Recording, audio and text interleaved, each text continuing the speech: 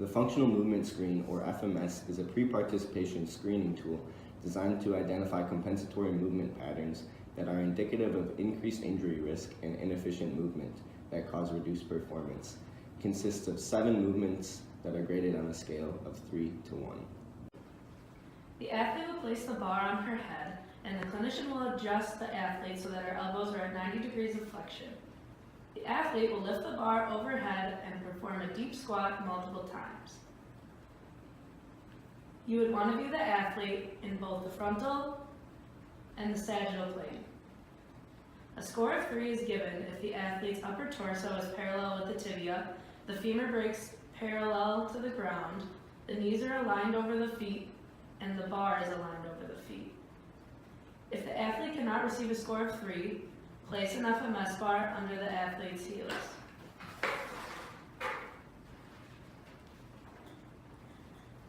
A score of 2 is given if the athlete can reach the previous conditions under this circumstance. A score of 1 is given if the athlete cannot perform the previous conditions when you are standing on the bar. The distance between the tibial tuberosity and the ground is measured, and the band is adjusted to that height on the FMS balance board.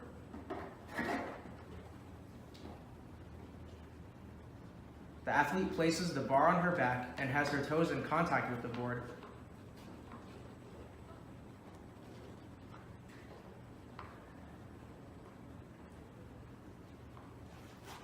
She then performs a hurdle step over the board, touching her heel to the floor and returning back to the starting position.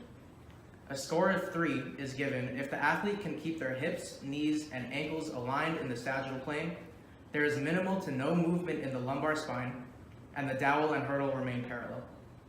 A score of 2 is given if alignment is lost between hips, knees, and ankle, movement is noted in the lumbar spine, or the dowel and hurdle do not remain parallel. A score of 1 is given if contact between the foot and hurdle occurs, or if loss of balance is noted.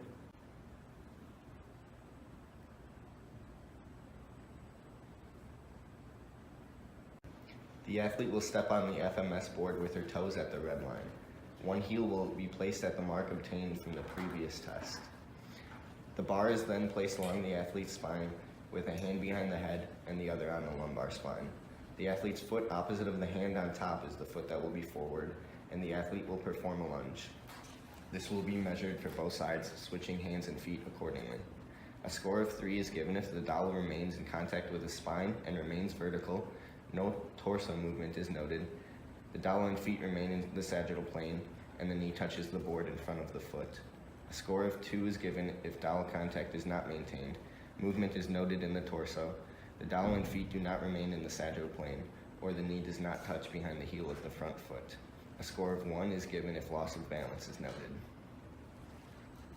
Hamstring flexibility is measured by active straight leg raises. The athlete places the FMS board under their knee and lies supine. A score of 3 is given to the athlete if they can lift their leg to where the medial malleolus raises between the mid-thigh and the ASIS, and the non-moving limbs are stationary. A score of 2 is given to the athlete if they can lift their leg to where the medial malleolus resides between the mid-thigh and the joint line of the knee, and the non-moving limb is stationary. A score of 1 is given if the athlete can lift their leg to where the medial malleolus resides below the joint line and the non-moving limb is stationary. Rotary stability is tested in the quadruped position on the FMS board. A score of 3 is given if the athlete can perform a unilateral repetition on the FMS board. The athlete must be able to extend both arm and leg on the same side, touch their knee to their elbow, and return to neutral. A score of 2 is given if the athlete can perform a diagonal repetition above the FMS board.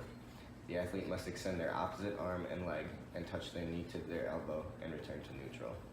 A score of 1 is given if the athlete is unable to perform a diagonal repetition.